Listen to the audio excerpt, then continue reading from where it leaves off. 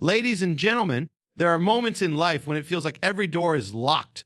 You knock and no one answers. You push, but the door won't budge. Opportunities vanish. Relationships break down. Jobs slip away. Dreams collapse.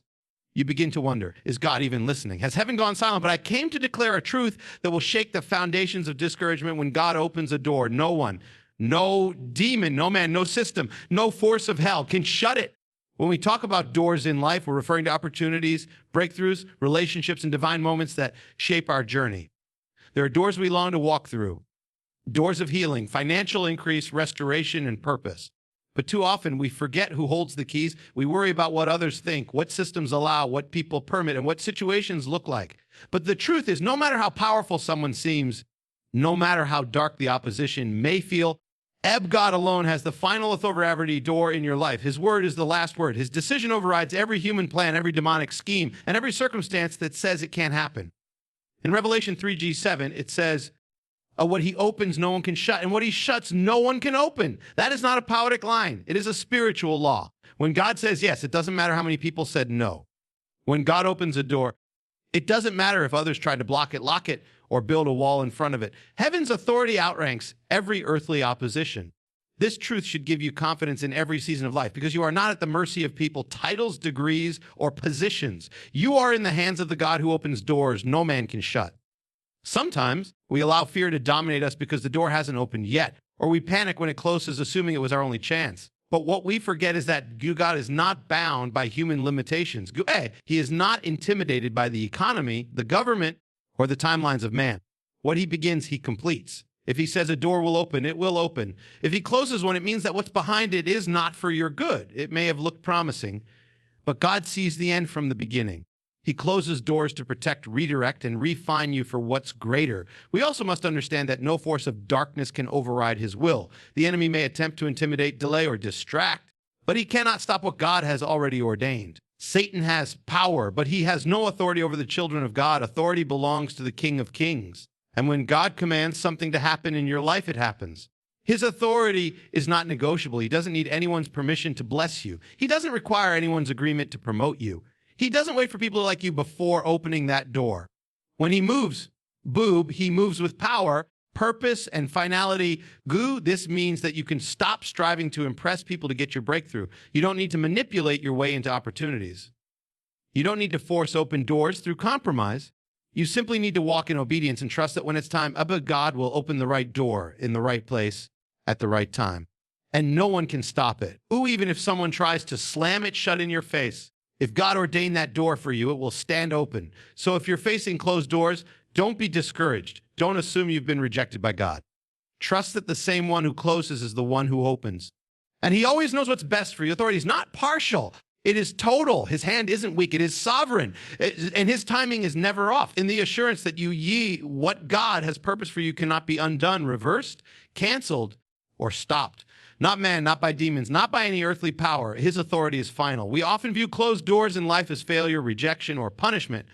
When a relationship ends, a job opportunity slips through our fingers, a dream doesn't come to pass, or a path we long for suddenly shuts. It's easy to assume something went wrong. But what if that closed door was not rejection at all? What if it was actually good divine protection? God's hand keeping you from something that would have harmed your soul, delayed your purpose, or pulled you away from his perfect will. God sees what we cannot. He knows the future just as clearly as the past. He understands the hidden motives, the unseen dangers, the spiritual warfare that our human eyes can't detect.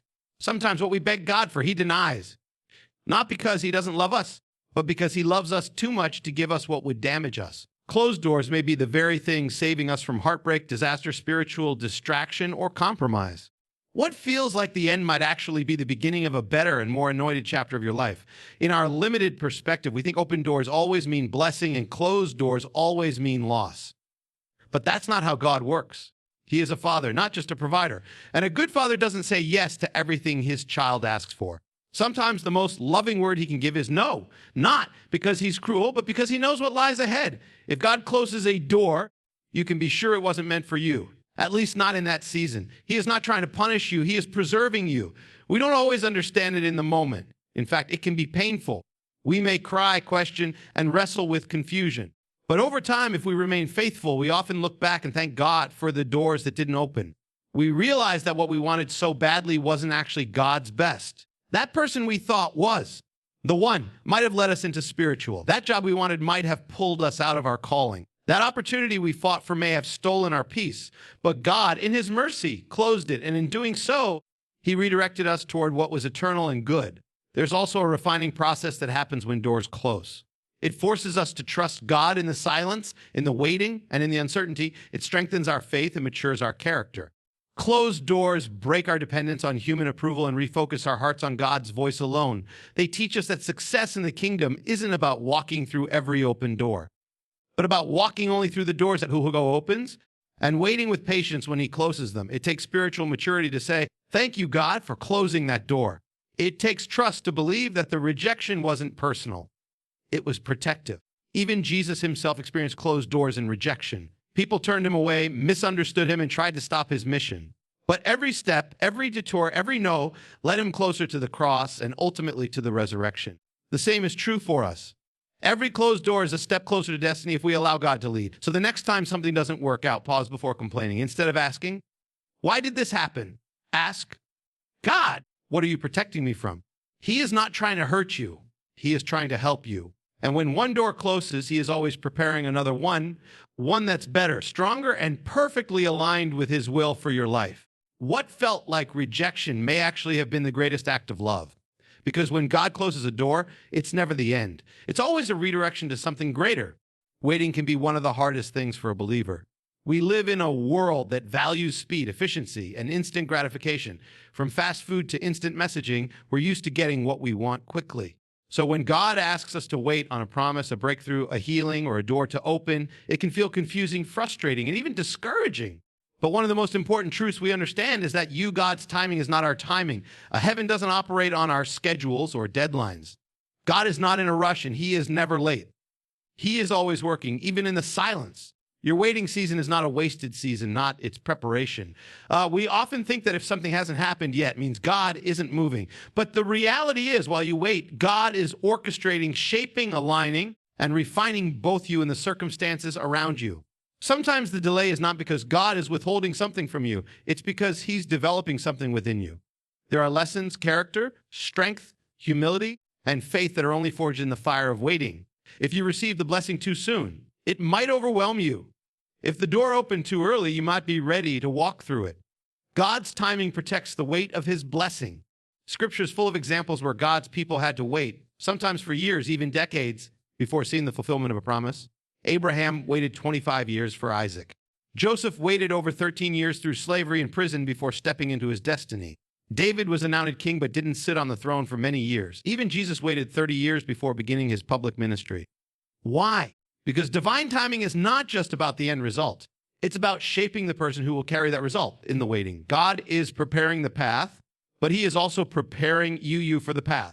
That means he may be removing relationships that would hinder your purpose. He may be strengthening your spiritual foundation so you won't collapse when the door finally opens. He may be waiting for the right person to come into your life at just the right moment.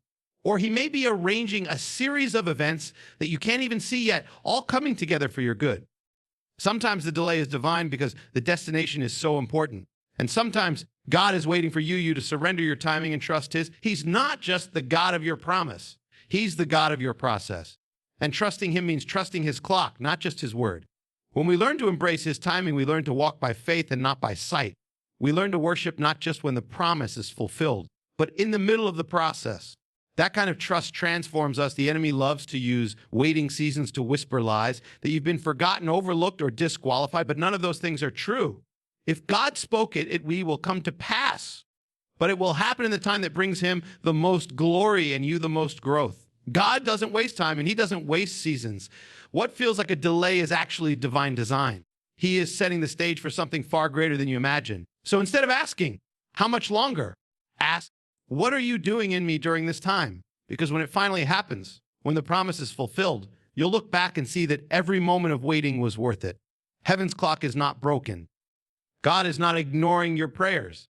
He is working, he is moving, and when the time is right, his time, not yours, everything will fall into place perfectly. One of the most freeing truths a believer can embrace is this: But you don't have to force what God has already ordained in a world that constantly pressures us to hustle, strive, and make things happen in our own strength. This truth cuts through the noise with peace and clarity. When God has spoken a promise over your life, whether it's a calling, a relationship, a breakthrough, or a ministry, you don't have to manipulate your way into it. You don't have to kick doors open. You don't have to compete, compromise, or chase after it with desperation. Your role is not to make it happen. It's to you trust the one who will. God is the author and finisher of your faith. What he begins, he is faithful to complete. That means the weight of fulfilling your destiny is not on your shoulders. It's on his. Too often, we wear ourselves out trying to help God by pushing things that aren't ready to move or stepping into places he hasn't yet called us. We apply for opportunities he never sent, pursue relationships he never approved, and accept positions that feel right but aren't God right. And in doing so, we exchange his perfect timing for our anxious striving. But what is ordained by God doesn't need to be forced. It will unfold in his way, in his time, according to his plan. You don't have to manipulate doors to open. You only need to be positioned in obedience, humility, and faithfulness when they do. Staying faithful doesn't mean doing nothing. It means doing what God called you to do today without rushing into what he hasn't called you to do tomorrow. It means praying when you feel impatient, praising when you feel frustrated, and obeying even when it doesn't make sense. The testing ground for every promise is the season before its fulfillment. That's where your character is built. That's where your trust is forged. And that's where God sees if you're ready. When you force something, it may open temporarily, but it won't last. Ishmael was a result of Abraham and Sarah trying to help God fulfill his promise, and it led to conflict, confusion, and pain. But when God did it his way in his time, Isaac was born, the child of the promise. Forcing doors can lead you to temporary satisfaction but lasting regret. Waiting on God leads to eternal fruit and peace. Sometimes the enemy will tempt you to believe that if you don't act, the opportunity will disappear. He'll make you feel like you're missing out, like you're falling behind, like everyone else is getting ahead of you. But remember this song, what is yours by divine assignment be taken, delayed, or stolen by anyone else can take what God has reserved for you. You don't have to fight for what's already yours in heaven. You simply have to walk in step with the one who wrote your story. This truth allows you to live in peace, not pressure. It allows you to move with wisdom, not awareness. When you stop striving, you make room for God's Spirit to lead you. You stop trying to knock down walls and start trusting the one who makes a way through the sea. Every promise that God gives carries with it his power to fulfill it. He doesn't just declare the end. He prepares the way. And when it's time, the doors will not only open, they'll swing wide with favor, clarity, and confirmation. So don't wear yourself out trying to create what only God can release. Rest in his sovereignty. Walk in daily obedience. Stay faithful in the little things. Because when God is ready, what he has ordained for your life will come forth, and you won't have to force it. It will flow naturally, powerfully, and undeniably as a work of his hand. Not every door in life is meant for you. And not every open door is a God door. But when God opens a door, it is never random. It is never by accident. Every door he opens has a divine purpose, carefully and perfectly crafted for your calling and your development and your impact in his kingdom. God is intentional in all he does. He doesn't work through coincidence. He works through divine design. So when a door opens under his hand, it's not just about a new opportunity. It's about a divine assignment. Many people chase after open doors simply because they're open. But the wise believer understands that we are not called to walk through every door. We're called to walk through the right ones. The doors that God opens are not meant to entertain your go or boost your status. They are meant to advance his kingdom through your obedience. When he opens a door, it always connects to purpose.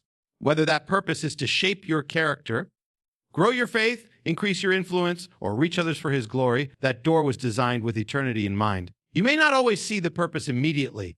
Sometimes the door God opens leads to a challenge, a wilderness, or a stretching season. But even then, the purpose is divine. That door may be the tool he uses to break pride off your life, to teach you perseverance, or to prepare you for a greater mission. When God opened the door for Moses to lead Israel out of Egypt, it wasn't a door of comfort. It was a door of calling. It came with resistance, obstacles, and responsibility. But it was precisely the door through which God's glory would be revealed. Likewise, the door that opens for you may not be easy, but it will be holy. God doesn't open doors just to give you something to do. He opens them to align you with heaven's agenda. Every assignment has a season, and every season has a doorway. When you step through that door, you are stepping into something bigger than yourself. It's not just about what you'll gain. It's about who you'll become and who you'll impact. Some doors will lead you into places where you'll be poured out for others. Some will lead you into rooms where your voice will carry influence. Some doors will challenge you to grow into the leader, servant, or vessel that God has called you to be. But every one of them will carry divine purpose. This is why discernment is so important. Just because a door looks good doesn't mean it's God. But when it is God, you can trust that everything on the other side has been prepared in advance for you to walk in. Ephesians 2:10 says, "For we are his workmanship, created in Christ Jesus for good works, which God prepared beforehand we should walk in them." That means before you even knew the door existed, God already designed it to fit your calling like a key in a lock. You are not an accident, and neither are the doors God sets before you. Each one is part of a bigger picture, a divine strategy unfolding in your life for his glory. So don't treat his open doors casually. Don't walk through them carelessly. Recognize the holy purpose behind each opportunity and face it with humility and focus. You're not just walking into a room. You're stepping into a mission. And that mission is designed not only to transform the world around you, but to transform you from the inside out. Every God-opened door is a divine invitation to go deeper, higher, and further into who he has called you to be. One of the most astonishing and hope-filled truths in the life of a believer that breakthrough can come instantly in God's time. No matter how long you've been waiting, how deep the pit feels, or how impossible your situation appears, when God decides it's time, everything can change in a moment. Divine acceleration doesn't follow human timelines. It doesn't ask permission from people. It doesn't depend on your qualifications. It is solely governed by the perfect will and power of God. In a single instant, your life can shift from breakdown to breakthrough, from despair to destiny, from bondage to blessing. Think about Joseph in the Bible. For years, he endured betrayal, slavery, and false imprint. He was forgotten by men, but never forgotten by God. To the outside world, Joseph's life looked like a failure. Every step forward seemed followed by 2 steps back. But behind the scenes, God was orchestrating a setup for something far greater. Then one day, one ordinary announced day, Pharaoh sent for him. Joseph was brought out of the prison, and within hours he was standing in the palace, wearing royal robes and positioned as second in command over all of Egypt. The shift was so fast, so complete, and so powerful that no one could have predicted it. But God had already prepared it. That's how divine breakthrough works. It may look like nothing is happening for a long time. You may be sowing in tears, praying in silence, and walking in obedience with no visible result. But what feels like delay is often just divine preparation. God is not inactive. He is aligning, refining, testing, and building your foundation. And then at the appointed time, when your character is ready and your assignment is ripe, he moves. And when he moves, nothing and no one can stop the shift that comes. It doesn't take years for God to bless you. It takes a moment. In fact, he often waits for the moment when things look the most impossible just to show you that the breakthrough wasn't from your own effort. It was from his power. That sudden promotion, that unexpected open door, that miraculous healing, that long-awaited answer. When it comes, it will be clear that God alone made it happen. We must stop assuming that just because things have been slow, they will always be slow. God can do more in a moment than we can in a lifetime. He's not restricted by time. He created it. He is not hindered by systems. He overrules them. When you're walking in faith, what feels like a lifetime of waiting can turn into a testimony of instant transformation. That's why it's so important to stay faithful even when you see no progress. You don't know which day might be the day. Joseph didn't know that morning that he was about to be called. He had no warning, no sign, but he was ready. And when the door opened, he walked through it prepared. That's how God wants his people to live. Not in despair, but in expectation. Trusting that even if nothing seems to be moving on the surface, God is moving everything beneath it. The enemy wants you to believe that your situation will never change, that you're stuck, your best days are behind you. But those are lies. In God's timing, your breakthrough comes suddenly. Doors can open that were shut for years. Favor can find you in the most unexpected places. What seemed delayed can be delivered. Because when God moves, he moves with power, precision, and perfect timing. And when he says it's your season, no person and no force of darkness stop the shift. Your breakthrough may be closer than you think, just one divine moment away. So hold your head high. Wipe your tears. Strengthen your knees. Because the hallway you're in is not your home. It's the place before the breakthrough. It's the tension before the shift. And if you don't give up now, you're about to witness something glorious. Because the door God opens, no man, no power, no circumstance can ever shut. So walk forward with confidence, not in yourself, but in the one who holds every door in his hand. And when he opens it, be run through with boldness, because that door leads to destiny. Amen.